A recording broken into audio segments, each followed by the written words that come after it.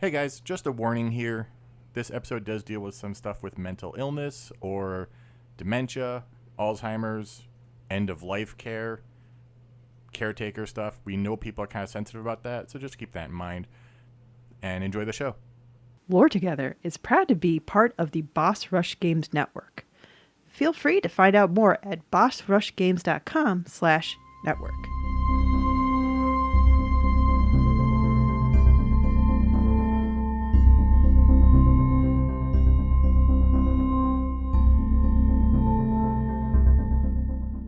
Hi, I'm Safi, And I'm Mystic. and this is Lore Together. This is the podcast where a husband and wife team go over all the world building, storytelling, and characters in video games. Because it's what we like to do together. We lore together. Yep, and this is episode 64. Hey, welcome. Yeah, surprisingly, we're not going to do an N64 game, but I figured that was That's your fault. Well, we already did Zelda. We did. I'm Part not- of it, yeah. And there's not a lot of other games that have like actual lore. I mean, we could get into Castlevania. Don't. Okay, add us at Lore Together on Twitter or Instagram to prove Mystic wrong. Oh, by all means, yes. That'd be great. I just couldn't think of any off the top of my head. So Okay. All right, he's wrong. Please at him at Lore Together. yes, and if you'd like to contact us outside of that, you can do that on Twitter or Instagram at LoreTogether, through email at loretogether@gmail.com. And if you'd like to support this podcast, despite my not thinking of any N64 games to do for the 64th episode, Lame. you can do that over on patreon.com/loretogether, where you can pay a per episode pledge to get early access to episodes as well as Q&As behind the scenes and other things, which we really should do all more of. We say this every episode, and we're just really swamped right now. Okay, we're really swamped, and one of the things we have been able to provide is early access to Loric, which is Mystic's basically Let's Play Of Skyrim, yes. of Skyrim with a little bit of with a light RP element to it. We're making decisions in character in this one. So you do get to enjoy that. It's not like we haven't made any content. It's just the content we were planning to make doesn't get done because it involves both of us. Yeah. But the content that Mystic's able to have time to make has been able to get done. So, Yeah. yeah. So, I don't know what you're doing this time. okay, good. This is a 2016 game. We're sticking to a lot of recent stuff, like the Mhm. last few episodes. This is by the developer Campo Santo. I feel like I know of this phrase, at least, at minimum. This is their only game. Oh. It was a pretty award-winning one. We got Best Indie Game, Best Writing, Best Storytelling, Best Narrative, and Best Performer, Cissy Jones, for the character of Delilah. And then the company was bought by Valve. Valve, where games go to halt. Oh my gosh. And Campo Santo just kind of dissolved. They still technically exist. They do have another game that has been announced. It's just become vaporware at this point, though, because all the people got shuffled to other projects like Half-Life Alyx. Right. So, Yeah, and that's a place where the joke is that you can only get up to 2 when it comes to your sequels. Yeah. Once it gets to 3, it's just impossible. so the game we're doing is, you probably have no idea what I'm talking about yet, even though. Not yet, no. Okay, the game we're doing is called Firewatch. Firewatch, yes. I have seen you Play this. play this and dive into Yeah. this recently. Yeah. Yes, for this episode. I played through the whole game, beat it, watched numerous Let's Plays. Yeah. So this Yeah. is probably one of the better researched games. This is weeks in the making here, actually. I mean, most of our shows kind of are because the plans Mystic has are ahead of time. Yeah. But at the same time, the research tends to be condensed in about 1 week because the off weeks when we're not recording before research, we're typically trying to catch up on real life stuff. Yeah. So this one I know has been going on for a while. So this is exciting. Yeah. And, you know, it makes it sound like it's some huge game. It is a huge game in terms of the detail of the personal aspects of the story. Yeah. It's not a huge game in terms of, like, massive amounts of lore beyond 2 or 3 characters. Right. But one thing that makes it huge is, now you'll have to correct me if I'm wrong, but isn't it taking place in like a national park Yes. setting? Yeah. Which I'm not even diving into any of that. No, that's when we become a true crime podcast, okay? So we'll dive into the national parks system. And the game is interesting in that it's less about what happens. I mean, it is about what happens to a degree, but it's more about how the characters react to what happens. It's a character study, essentially. Yeah, exploration and climbing aside, the main gameplay is primarily talking to another character on a radio. Okay. So, and what you say does matter. Dialogue choices are also frequently timed. You'll see a little bar that's slowly degrading. Oh, just to keep the anxiety up the whole time. Great. And if you don't say anything, that is also an option. So you could just be the silent type and just annoy the heck out of the person on the other end of the radio, I'm sure. I don't think you can always be silent. There is some auto dialogue. Okay. And we start the game playing a bit of a text game, actually. It's kind of click your choices type thing. Is this like character development for Yes. your main character? Okay. So we're in the mid-'70s in Boulder, Colorado. Before it was the haven of hashish that we know it to be today.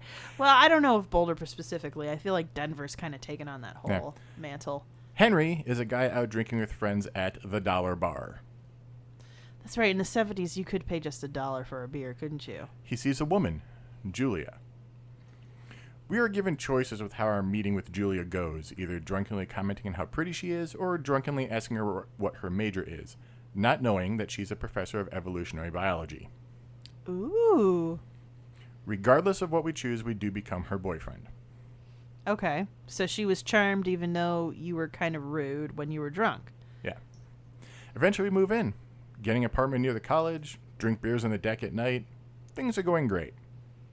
This is going to end poorly, isn't it? I can't get my hopes up that this is an adventure of a guy who misses his wife and he's talking back to her through the radio. That would be nice. I want the game where we clean the house the rest of the time, Mystic. you want that beginner's guide slice of life. I want the endless cleaning of the house. Beginner's guide was a few episodes ago. Which one was that? That was episode 60. So episode 60 was Beginner's Guide, where we did the whole clean the house game. Yeah. No, see, and the thing that you find out is that was supposed to be the whole game. Like, you never stopped cleaning the house and having conversations with your friend. Right. We don't have this here. No.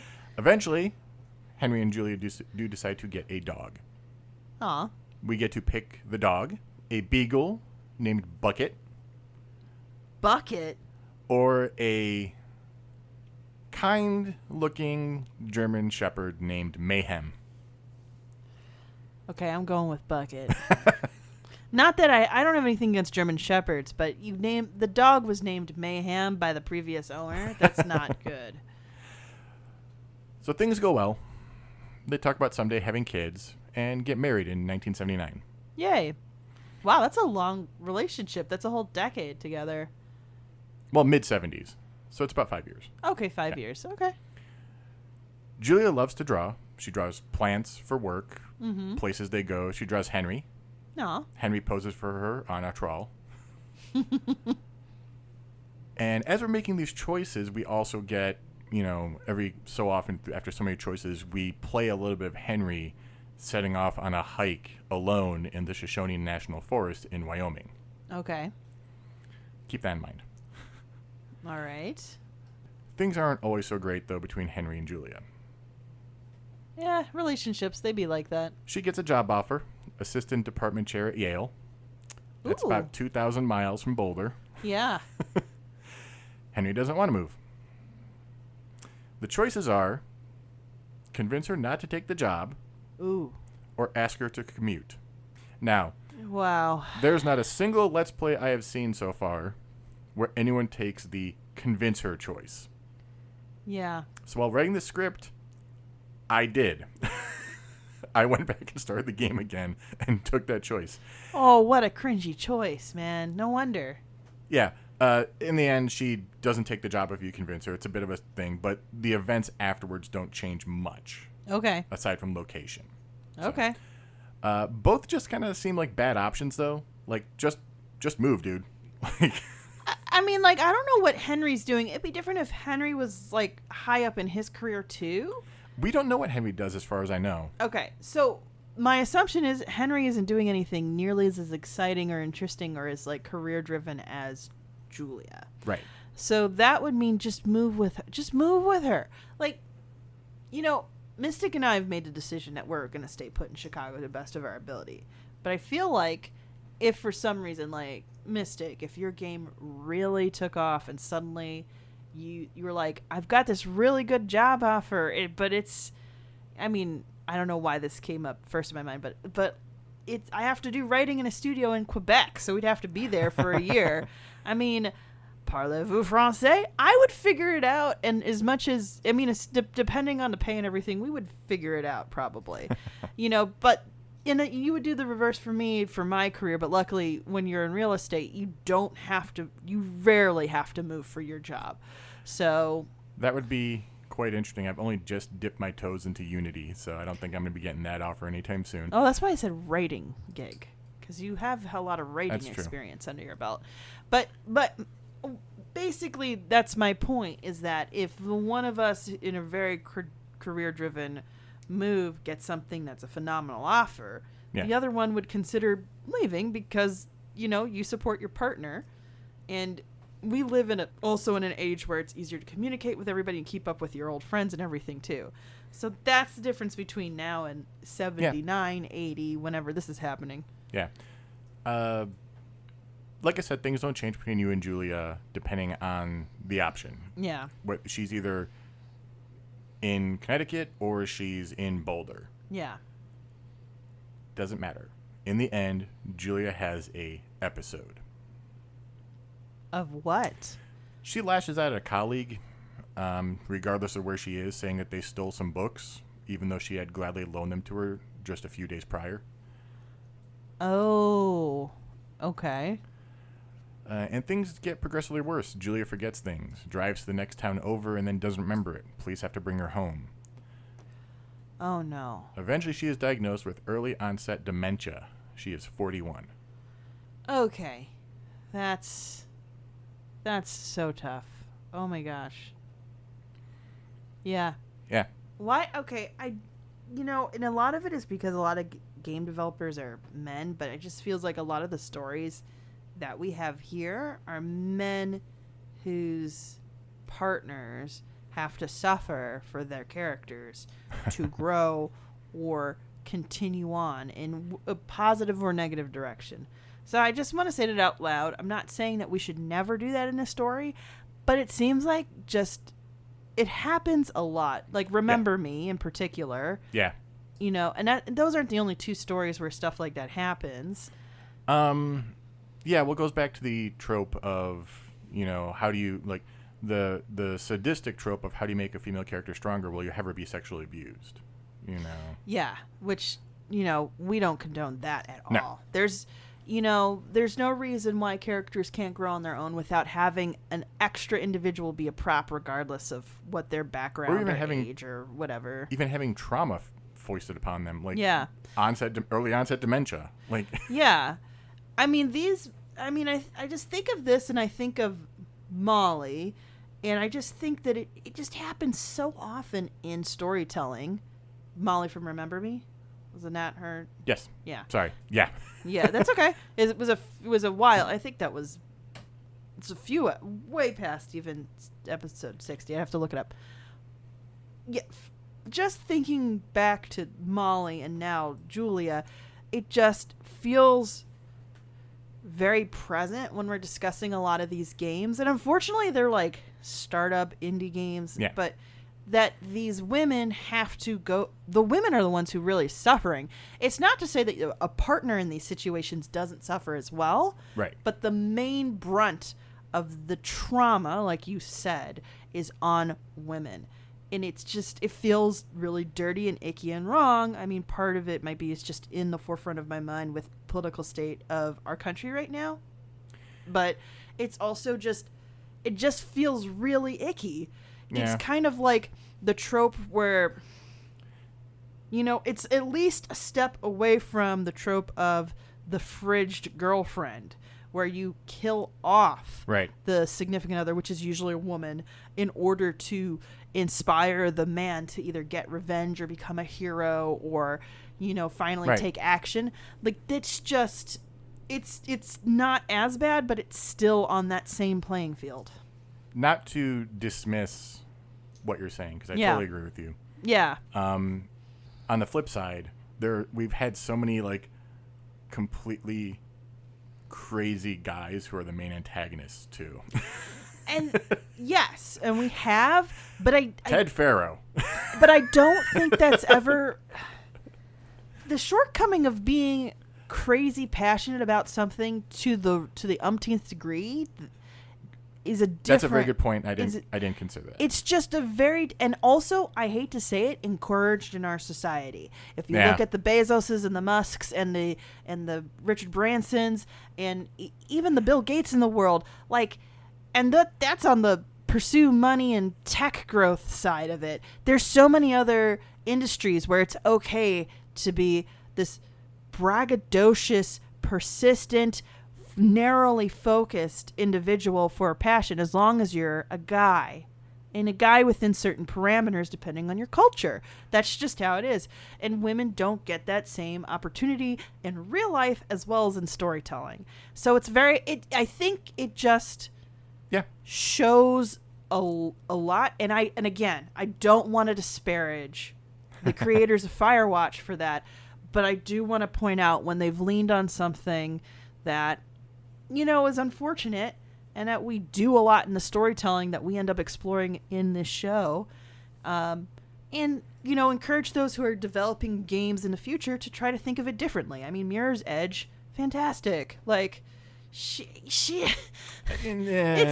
like, it's a fantastic in a sense. It's in another direction. We're doing a woman of color who is like essentially, you know, has her own motives for doing things, and they're not all leaning on guys, so they mostly are. I mean, Rectal Test, but you know, there's other games we've explored who tend to branch out of that, or at least point out when it's wrong. Like Everybody's Gone to the Rapture. That's a great one where it points out this is a problem. Steven is the problem. Yeah. So, Steven's on the same playing field as Ted Farrow. It's just one of them got comeuppance for ignoring things, and the other one kind of killed off humanity. Kind of did, but not really. So, all right. All very fair points. I'm sorry. And I am wrong for trying to equivocate the maniacal, basically super focused man with woman has debilitating disease. Yeah. So, Moving obviously, on. Henry has a choice to make. Yes. Put her in a care facility, which in the 80s, I don't know, or try to take care of her himself, which, having been down that road with family member, care facility. Taking care of somebody entirely on your own is very hard, especially if the choice is they move away from Boulder. And so all alone in Connecticut without the same support network. Yeah. He would have had in Boulder. It's so much. Even in Boulder, like, if you make that choice, like, he literally either trusts that she's going to sleep through the night or like puts a chair in front of her door because she's wandering. Yeah. And gets drinks because it's hard and depressing. Like, I'm not going to judge him for that because being the caretaker for somebody is hard. And luckily you weren't doing alone. You were helping in my your family. Situation. You were helping your immediate family with that. But it's not easy, even if you have help. And the other problem is everyone's always like, you know, we're going to vent a little bit here. Everyone's always like, oh, just think of the good times. Your good memories will get corrupted by what's happening currently. Right. I'll be honest, for my family situation, there's somebody who's going through like the end of life dementia process. I have distanced myself from this family member because I don't want to corrupt my good memories. Yeah. And there's a lot of other stuff. And I've basically asked my family to respect it. And luckily my immediate family does. Yeah. Not everybody's so lucky. Not everybody has the ability to do that. I'll be honest. If that happened to my immediate family, I will not have I won't be able to. This is extended family I'm able to take that luxury with. So no matter what, things get worse. Either her family finds out she's in a care facility, doesn't want her there, or they find or Henry gets pulled over for drunk driving after one of these nightly things, and Julia's alone for the whole night. And he doesn't hide it. He does tell her family this. They come and pick her up regardless and take her to Australia where they live. Oh, wow. Okay. Far away. Yeah, so she's in Australia. At this point, Henry just probably needs a change. Just something drastic. Applies for a job in the paper and gets the job as a fire watcher in Shoshone National Forest. So it doesn't matter where he's from at this point. He can go on his own because her family basically said, we don't like what you're doing. We're taking her. Or she needs us. She needs more care than you alone can provide. Or we don't like that she's in a care facility there. There's... But considering how, because this is in America, we're from America. Well, the United States of America, I should clarify. We're from the U.S. Knowing how it works in the U.S., the fact he probably agreed to it. Yeah, he agreed to it because the spouse has so many superseding rights. Like he heard the call to basically have a breather, which is fine, and maybe possibly never see her again, and he just took it. No, and I'm not going to judge him for it, but it means he willingly let this happen. Yeah, we're going to put a warning at the beginning of this just because. Yeah. The dealing with. You and I both have dealt with relatives who've lost themselves due to neurological decay of some sort. Yeah. And it's tough. It's hard. It's tough. It's hard. And, we want to be sensitive to it. Not everybody's in the right space for it. Sorry. Hopefully you heard the warning beforehand. So we start as Henry arrives at the lookout. We've been watching him kind of get in his truck, start his hike in. It's been 2 days hiking to get to his lookout. So we've developed who Henry was with these choices that he's had. Yes. All of these choices revolve around Julia, one way or another, too. Yeah. So we know, it gives us a chance to know who he is before he gets onto the job, it sounds like. Yeah. Okay. And it's a 2-day hike to Two Forks Tower, which is his lookout. Wow. And he just gets the power turned on when the radio crackles to life. This is Delilah, another lookout at another station, just visible in the distance. You can kind of just see her over on a ridge. Okay. And she's a bit strange in her way of breaking the ice, asking him, "What's wrong with you?" But that's a good question to ask for somebody who works a job so isolating. Yeah, basically she says people take this job to get away from something in their life. So what's wrong? What's your deal? What's wrong? Let's just break the ice. It's just you and me for however long the stint is anyway. Yeah, it's 1 season. So yeah, 3 months. 3 months, 90 days. Yeah. And we're not going to do play-by-play of every single thing they talk about. We will cover a lot of detail, but not every single conversation. Broadly speaking, Delilah has a bit of a drinking problem. Oh, she and Henry can have that in common, possibly. Yeah. Though the devs had said she's not an alcoholic, but she definitely gets a bit blunt when she's in the sauce. Oh, you know what? Not judging. I don't have a drinking problem, but when I do drink, I definitely am much more direct, and I'm already a direct person as it is. I like to call that being a Chicagoan, but that's just me. It's only a Chicagoan if you get drunk on Malort. No, it's not. That's not a Chicago thing. Don't you dare spread those lies. That is not a Chicago thing. It's just Sappy's so it's enthused advertising and that they she's did. peaking. No, Malort. Don't act like Chicago is Malort. That's not Chicago. I know. Gosh, Goose Island, man. All Henry wants to do at this point, he's hiked for 2 days. He slept out in the wilderness. Right. Now he just wants to sleep. And sleep he does right up until 6:45 in the evening the following day.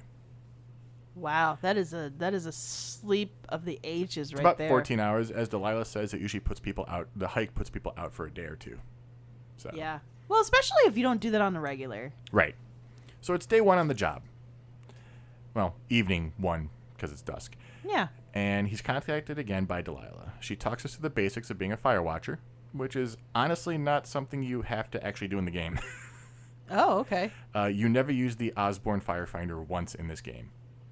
Okay. For reference, if anyone is wondering how they actually work, the Osborne Firefinder has a circular map that is centered on the lookout. meaning each lookout has its own map. Yeah. And using the angle and the height of the fire, it can be accurately pinpointed, especially when more than one lookout is able to see the fire and can be triangulated. Oh, nice. So you don't even fight the fire. You're just there to see the fire if it's there. But we never even do that. Oh, wow. We will see a fire, but like it's a cutscene. That's it. Okay. And we can take some time to explore the tower that we're in. We'll find some books and stuff. There's a couple books from Gone Home in here, actually, by the same author from Gone Home. Oh, which really? Which we haven't covered yet. We'll cover that eventually. Okay. And there'll be something familiar to many people, a 20-sided die. Yes. And a map of Two Orcs Tower. Nice. So somebody was making a D&D campaign based on Firewatching, it sounds like. I don't think they call it D&D. I forget what they actually call it, but it's like generic D&D sounding name. Yeah, I guess... It's like Wizards and Wyverns or something. Right. Yeah. So I guess for those of you who don't know what we're referring to, it's Dungeons and Dragons, the nerdy game where you roll dice. 20-sided die is the main way you roll for attacks and certain skill checks in that game. Yeah. And it makes sense. I could totally see if you're stuck there for 90 days, especially if you're going to miss people, you're like, I could write a campaign. I could write a campaign. I could write a campaign. Yeah. So Delilah's introduction to the job is interrupted by the job. Oh. Someone near Henry's tower is setting off fireworks. Oh, no. The closest ranger is 2 days away. She asks Henry to go down there and just tell them to stop. Oh, okay. You know, you have no authority. Just tell them to knock it off. Mm-hmm. So traversing this game is done with a handheld map and a handheld compass. For some people, this takes some time to grasp. Some people like me. I'm horrible with maps. To your benefit, they do have little caches that you can get, little lock boxes you can get to, and they will update your map. Oh, okay. You can update your map with routes and locations and stuff there. And your current objective is always like circled or on your map somewhere. I will go in the wrong direction even if I have Google Maps right in front of me. A lot of people do. So it's just, I have a terrible sense of cardinal direction in particular. So Henry eventually finds his way towards the fireworks to find a campfire, which he can snuff out. Yeah. Some backpacks, a ton of beer cans and whiskey. Oh, man. Some unlit fireworks, and 2 sets of clothes. So they're gone. But they went skinny dipping or something? Following further on, he finds a bra and some panties. Okay. 2 sets to be exact. There is some funny dialogue around this. We're not going to replay it. You can play the game and find it yourself. So this is a game for adults, is what we're saying. Not entirely. I mean, it is rated M. Okay. So you have to be mature. Yeah. In the middle of the lake, there are 2 girls skinny dipping. We don't see anything. They're in complete silhouette. It is rated M, though, for suggestive themes, nudity, though I think that's because of a drawing of Henry by Julia with his bits out. Oh, okay. Yeah. And alcohol and language. Yes, there's a lot of references to alcohol going on here. Jeez. So the girls take Henry for a creep, which fair, depending on That's totally fair. They don't know what a firewatcher is, and they don't know that if they're just drunk girls setting fireworks, like, yeehaw, fireworks, what you gonna do about it, creep? Yeah. I could see that. I could totally see some young girls just not thinking practically about this. He takes the fireworks, and then he heads back to Two Forks, and he has to go a different route because the way back, his rope snapped and he fell and all this other stuff. Ugh. Yeah. So along the way, we pass through an entrance to a cave. Basically, there's like, you go into the cave, there's a way out, and then there's a way deeper into the cave. That way deeper in the cave is gated off, which is a thing that the Forest Service does, basically to protect safety. Okay. So after we exit this cave, we run across this shadowy figure in the far distance who walks away as soon as they see us. It's Bigfoot. I'm sorry, I had to say Bigfoot doesn't have a flashlight. Side note, so did you know Amarillo had a sighting of what they think might be a wolf man? Guys, just look it up. It's just, I had people at work trying to convince me it's a werewolf, and I just look at it as like, that is a guy who slept in a tub overnight and is having a heck of a week, man. Like, I can't be convinced that it's supernatural, but let me just be a killjoy on that one. Still, it's kind of an interesting image outside of the Amarillo Zoo. What the heck? So finally we get back to the tower, and Henry finds his typewriter on the ground outside. His typewriter? Yeah. Running up the stairs, he finds his lookout has been broken into and ransacked. by the two ladies? Whomever did it, they even took his sheets. Oh, that's just cruel. Come on. Did he? So I'm assuming he just didn't lock the door because he figured I'm in the middle of nowhere. What's going to happen? Oh, no, the window's broken. Oh, come on. Oh, that's awful. The next day, so day 2, Delilah tells Henry that comms are down. But she can talk to him through the radio? Well, their radio is up, but she has no ability to call out.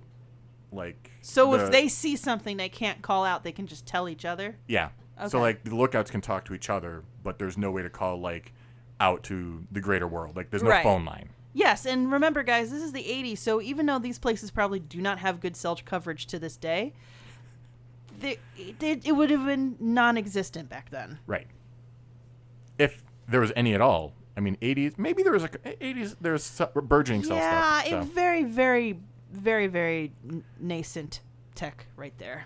So basically, the wire may have been snagged by a tree or something. Can you just head out to the part of the wire in your area up by Beartooth Point? Check it out. It's Bigfoot. Heading there, we do find the wires down, but not from a tree or anything. The wire has been cut. Bigfoot was said, "Get out of my property." Based on the sheer amount of beer cans nearby, it's a good guess who cut the wire, and Henry starts to follow the trail of cans.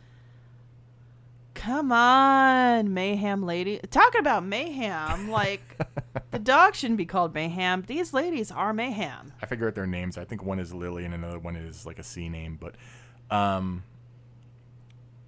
so in the distance, as we're following this trail of cans and following the path that continues down, we do see a small wisp of smoke appear in the distance, and time to investigate that too. Oh, got to. Along the way, he finds an old backpack belonging to one Brian Goodwin. He was a kid who was out with his father, Ned. Ned was the lookout at Two Forks sometime before Henry was, and Brian tagged along. Oh, okay. He wasn't supposed to have a kid with him, but I liked Brian enough and didn't report him being there. His pack being here is not malicious, just FYI. One of the things that we can find in the game is a sketch Brian does of a mechanism to try and retrieve it.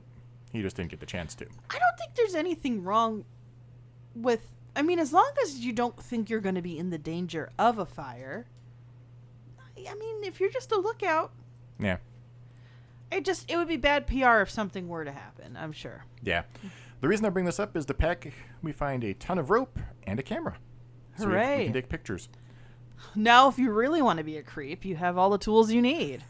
It's funny you say, now that you're a creep, you have all the tools you need, because one of the reasons I played Firewatch to begin with was the Stanley Parable Ultra Deluxe.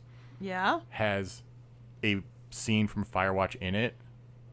Whoa, okay. Yeah, if you try to break the game too much, he puts you into other games, and it used to be Minecraft and something else. I can't remember what the other thing was. I remember there was Minecraft, and then I think...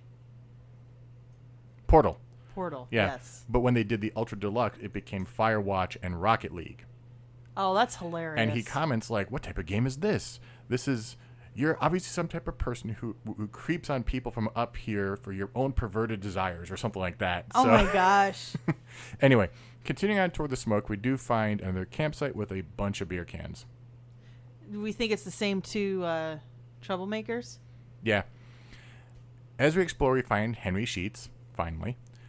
And we find that their tent has been utterly destroyed and ripped to shreds. Oh, so they're probably not the people who broke into the tower at all. Well, they left a note. Oh? I don't remember exactly what it says, but they're blaming Henry for destroying their tent, calling him a creep for stealing their panties, and a bunch of other stuff. By the way, he does have the option of taking their panties when he's on the trail, trying to find them still. But the panties disappear regardless of whether or not Henry takes them? Yeah. Okay. And Delilah asks if he did this. The girls left the campsite. They didn't, get slashed there or something, and somebody else looked. It's their writing and stuff.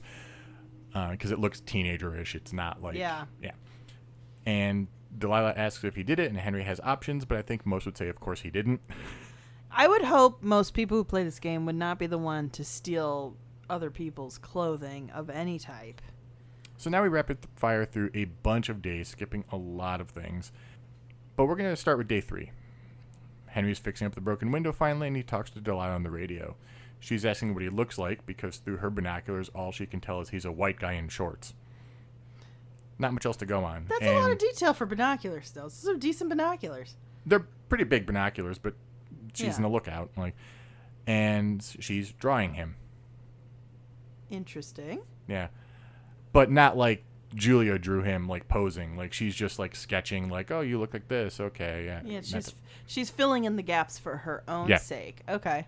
Day 9, Henry is eating lunch or dinner. I don't quite know. I think it's probably dinner because it's sunset. Yeah. As he looks over a canyon.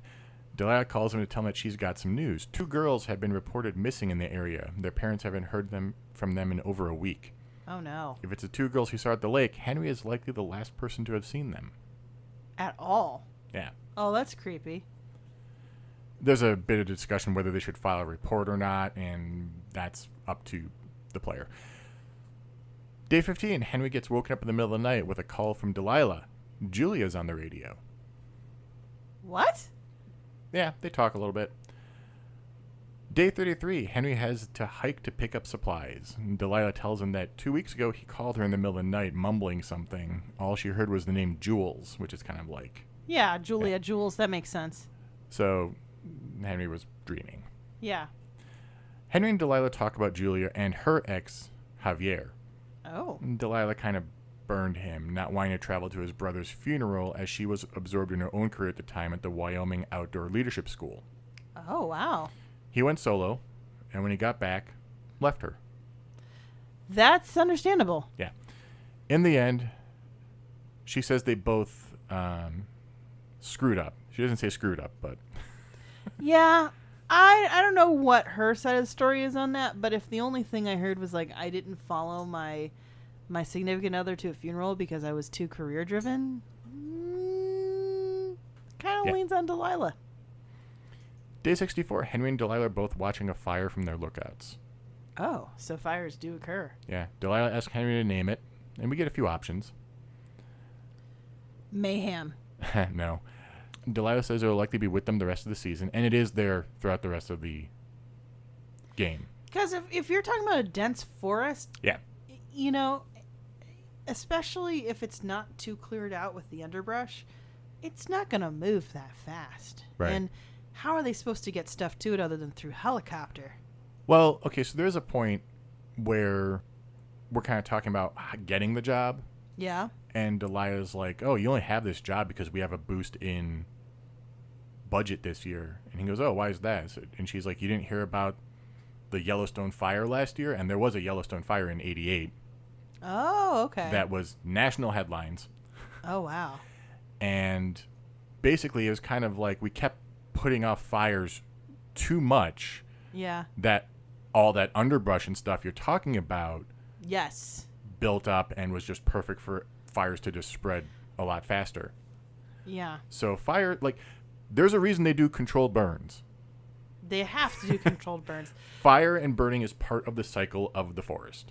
Yeah. And so, funny story, side note, there was a great segment on, I think it was This American Life, but it was definitely an NPR series, where they talked about how research has shown that in big forests, the tree roots kind of are like this network of nutrition and information to each other. Younger trees will get nutrients from dying older trees, as if to say, my time has come, you must grow. After a fire or after a lightning strike or something like that. That is a thing that happens with trees. It is inherently part of the cycle. And most of that is done through fungi. Yeah. Or fungi, whichever you want to pronounce it. And that's where we kind of can thank Paul Stamets, the real Paul Stamets, who is a mycologist. Yeah.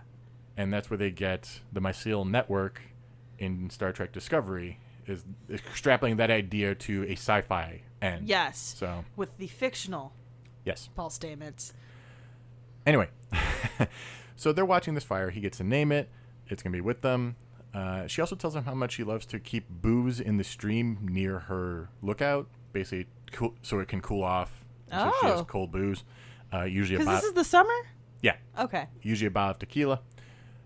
Day 76. So we're skipping forward and forward and forward. Yeah. Henry is going poaching. We're near the end of his time here, too. Yes. We're near the end of the game. There's only a few days left. Henry is going poaching. Really, he is, but it's just one fish. He's not going and He's not a poacher. He just is sick of beans and jerky and all other supplies. He wants a fish. Something fresh and delicious makes sense. Yeah. So Delilah's like, I won't report you. Just keep a lookout for a bear that's been in the area. Going on a bear hunt. So I don't know who knows that song. But. He gets to the lake. It's actually the same lake that we saw the girls at. Mm-hmm. And instead of signs of a bear, he finds a clipboard from Wapiti Station. Basically has a little label at the top. And it's filled with their dialogue, including days that we don't get to see. What? Yeah. Someone, somehow, is listening to them. Something confirmed when the noise draws Henry's attention, and he finds another radio just like his. But as he's kind of picking it up and looking at it, someone sneaks up behind him and knocks him out cold. Oh, no. Waking up later, he tells Delilah about the clipboard and everything. Obviously, he's much more frantic. Yes. The acting is pretty good in this game. As I said, we have an award for Cissy Jones for Delilah, and the Henry is played by, I can't remember his name, but he was one of the leads on Mad Men, I believe. So It's not John Hamm, I'm assuming. I don't believe so. No. I'll look it up. Yeah. But Mad Men has fantastic talent, whoever it was. Yeah. So he tells her about the clipboard with Wapiti Station. She's like, Wapiti Station? Do you mean Wapiti Meadow, which is an area not too far from where he's at? It's like a little bit of a hike. There's a lot of hiking in this game. There's a lot of going over the map again and again. Oh, man. I'll play this for the live stream, but if I really want to enjoy it, I'm going to watch somebody else play this, I'll be honest. He heads there, but comes up against a chain link fence that is blocking off a large section of the forest, which is kind of weird. It's covered with signs saying no trespassing, and 18 U.S. Code 1863 is cited. Uh-oh. Which I looked up because there's no way to tell you in the game what it is. It just is like a question mark thing, and there's no dialogue. Oh. It's the part of the U.S. Code that deals with trespassing on national forest land. Okay, so, it's specially protected for some reason. So he has no ability to break down the gate or break the lock, and Delilah tells him the firefighters who are working on that fire that they spotted and called in 10 days ago probably have an axe that he can use. So if he's willing to hike all the way to the firefighters. And, we hoof it all the way down to the other end of the map. Things have gotten creepy real quick, and we feel very motivated. Yeah. They are not there. They have left. He does find an axe. I apologize. It is not an axe. Delilah corrects him and says it is a Pulaski. I want to know why it's called a Pulaski. Please tell me why it's a Pulaski. Developed in 1911 by U.S. Forest Service Ranger and firefighter Ed Pulaski, this has been called the Supreme Fire Tool and is near synonymous with wildland firefighting. And it combines an axe on one end and the head of a mattock blade on the other. The Pulaski is equally effective for chopping trees and logs and for digging in hard or root-bound dirt. Okay, so you can it's a 2-in-1 thing. Yes. So it's a shovel as well as an axe. Yeah. So it is a specialized tool, and it looks what you would expect. It is ideal for cutting fire lines in remote areas. Yeah, that makes sense. Pulaski in hand, we start back towards Wapiti and talk about the events when we suddenly hear someone cough on the line, basically on the signal. Oh no! What an it wasn't Henry or Delilah. Oh no! Delilah says Henry should head back to his tower. Do not call her. She will call him. Oh, did she recognize the cough, I wonder? Day 77. Henry calls Delilah. Again and again. Yeah, that's super concerning. Yeah. Delilah finally answers, but is notably different. She's trying not to...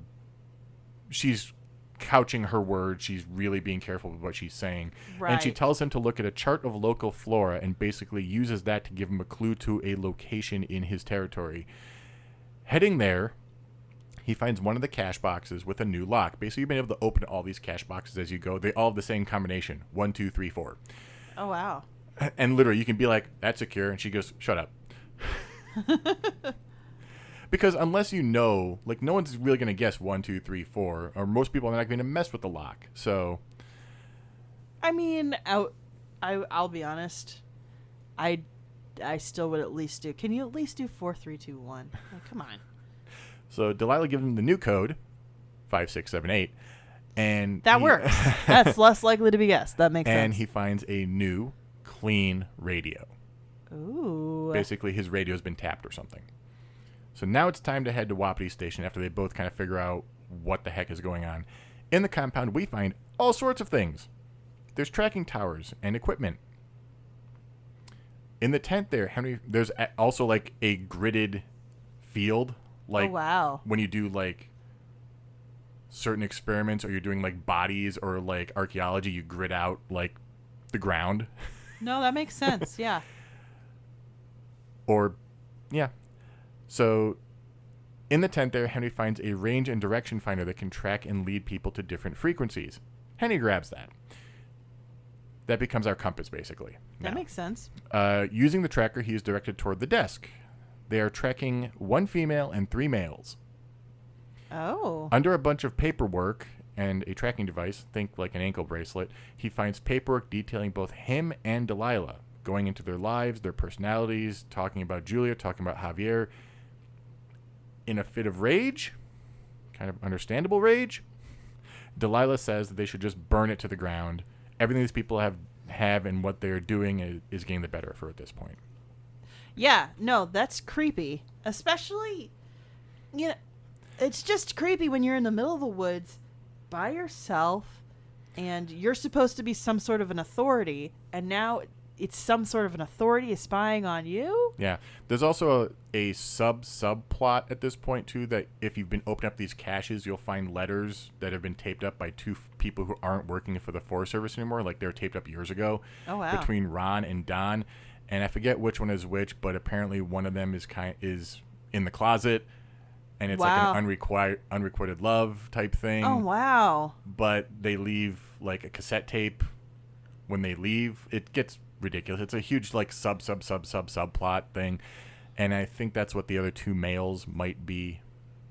Oh, the 2 other people they were tracking previously? Okay. Rather than burn it down, Henry grabs the papers and heads out of the tent and leaves the station. Smart. As he's leaving, there's smoke. He turns to see the whole station is on fire, and neither of them did it. Of course not.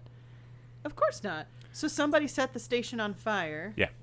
So he's stuck in the woods for the next 2 days?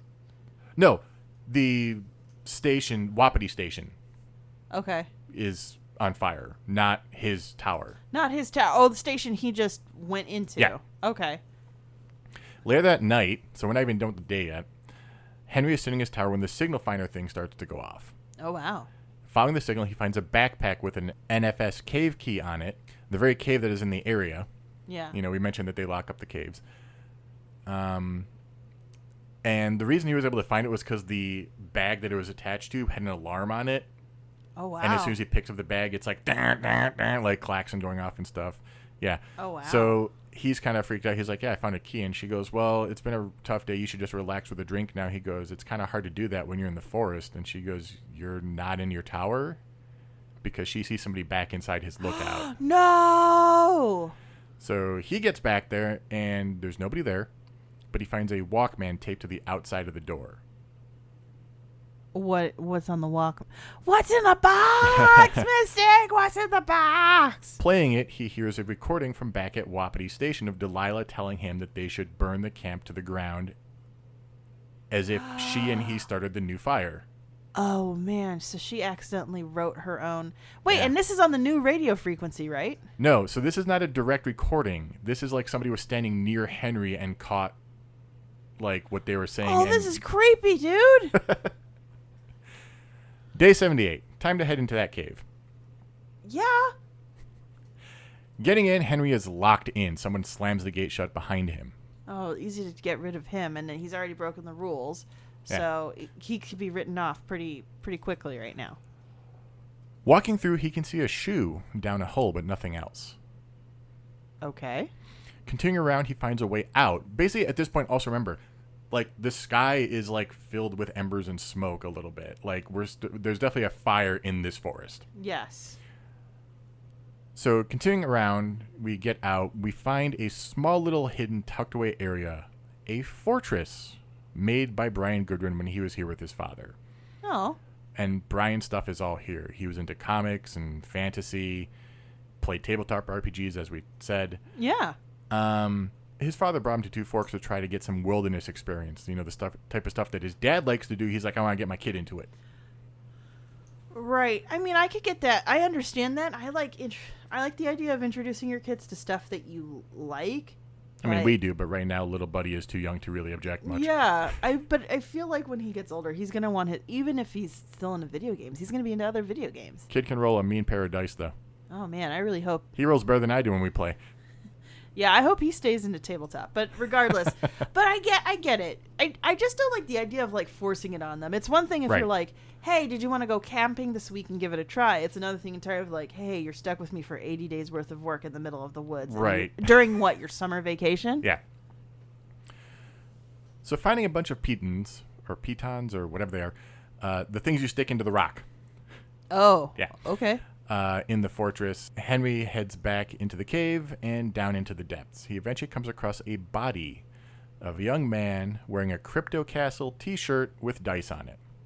No. The most likely victim of the faulty climbing gear is Brian Goodwin. No. No, that's so sad. And they actually make it like set, like your character, like Henry walks. Like you could be going fast, he will stop and you'll be walking slowly. Music kicks in and everything. Yeah, they do it. They do the whole thing. So sad. Wait, a body is in like it's been here for we are talking like drawn, like you can see like bones stick like under the skin and stuff. Like it's been here for a while, decaying. Getting out of the cave, finally getting reception. Delilah doesn't take the news well when Henry tells her. Basically, if she had only followed the rules and told someone he was there, he'd not be rotting in a cave. You know, she's blaming herself and everything. And I get it. Like, right. It's not on her though. I think it can't be on her. I mean, he could have hid it from her the whole time. Yeah. So day 79.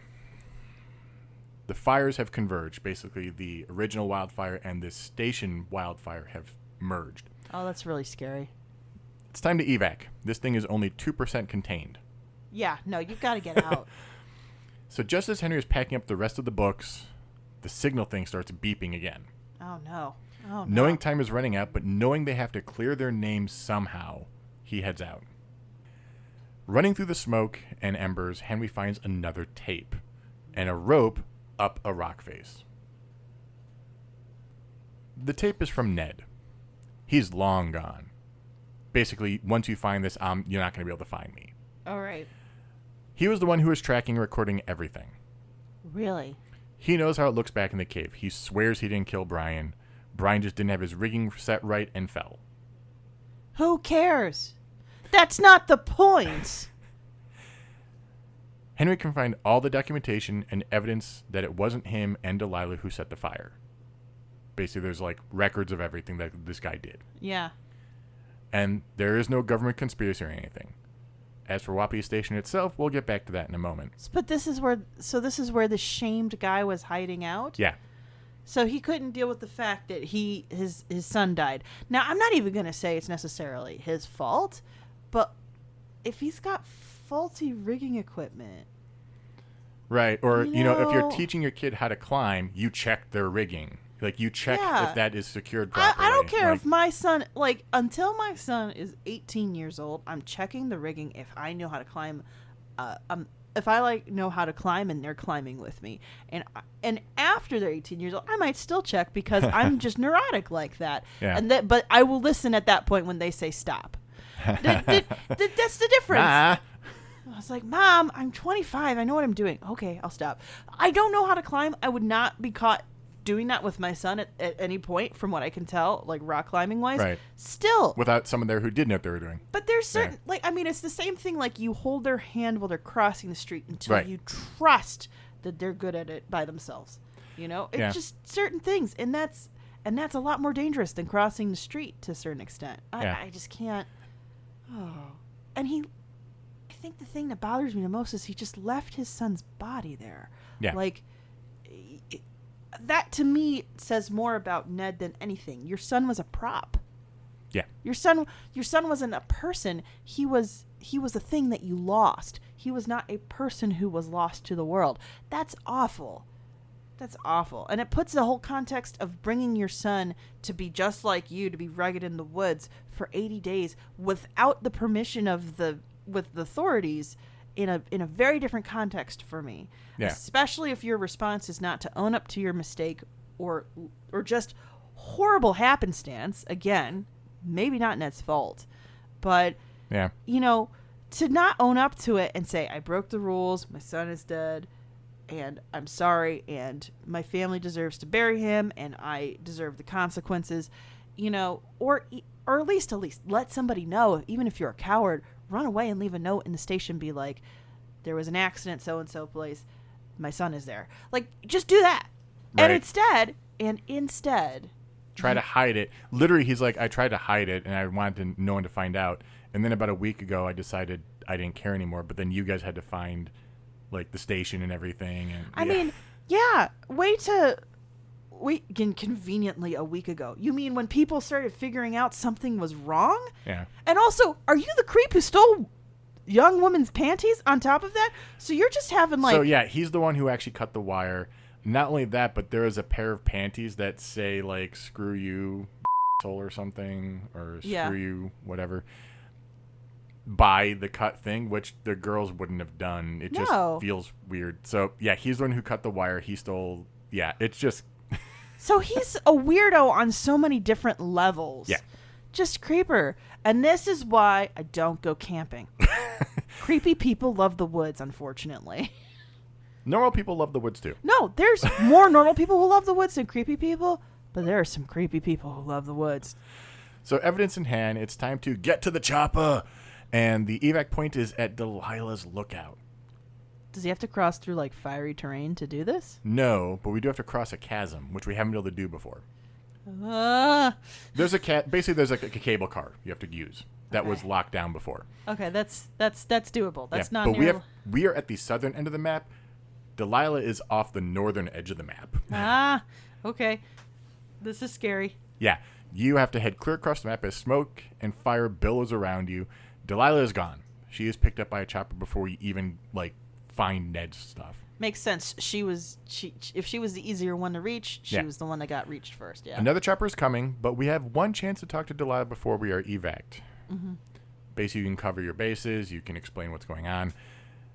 And in the end, she tells Henry to go see Julia. And if you flirted with her during the game, that maybe she'll come and see Henry in Boulder after some stuff she has to do. Okay. Now, that's our end of the game. You get on the chopper, you're done. Yeah.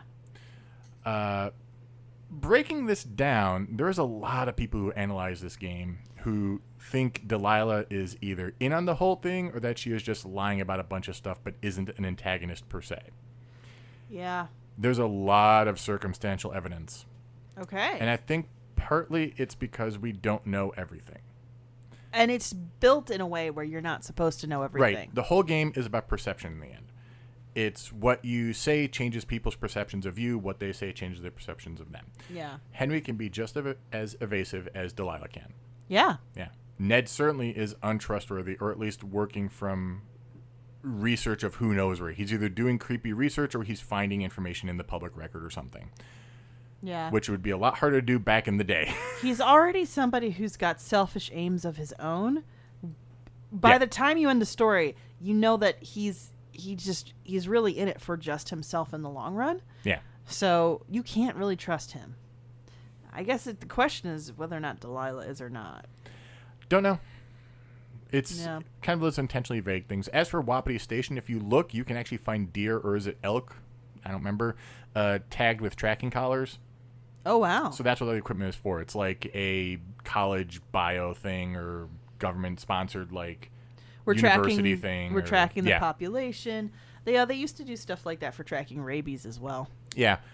Something that either Delilah didn't know about to begin with. Maybe it just was an off-season guy signed it off, or she just forgot. That's possible. That's just when you're in when you've ever worked in a huge bureaucratic system. That's very easy to know that one system that's there for watching fires and is basically just supposed to quote unquote stay in a tower would never be informed about the other thing going on that's research based on the ground in a section that in theory she shouldn't be watching. Right. Like nobody higher up would be like, well, you know, those fire watchers might be creeped out if they see a collar on an elk, so we should tell them. No, nobody's going to say that. If you think that that's something that happens, you've never worked for government before. Like, that's just not how it works. Yeah. Nobody in this game is required to give the whole truth or even know the whole truth. Yeah. And in the end, we don't even know what happened to Brian Goodwin, honestly. It could have been an accident. It could have been malicious. It could have been his dad just didn't care. Or his dad did care and just didn't know what to do, you know? But I think the thing that breaks my heart the most is that he's a victim, you know? Yeah. And you know, as a kid, there's just certain things that even if it was a complete accident, there's certain things that should have been done that didn't happen. And no, you know, you shouldn't leave a child behind like that. You shouldn't. End of story.